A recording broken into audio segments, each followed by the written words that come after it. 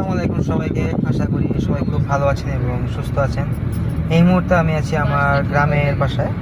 আমার সাথে আছে আমার বড় মামা, বড় মামি এবং আমার সব কাজিন ভাই ব্রাদার।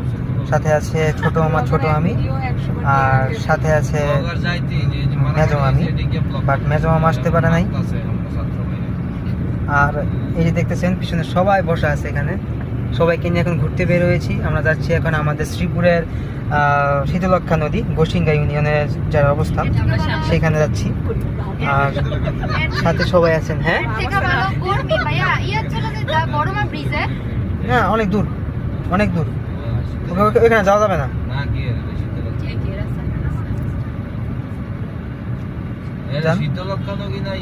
শীতলক্ষা নদী, শীতলক্ষা নদী, হ্যাঁ এটা শীতলক্ষা নদী।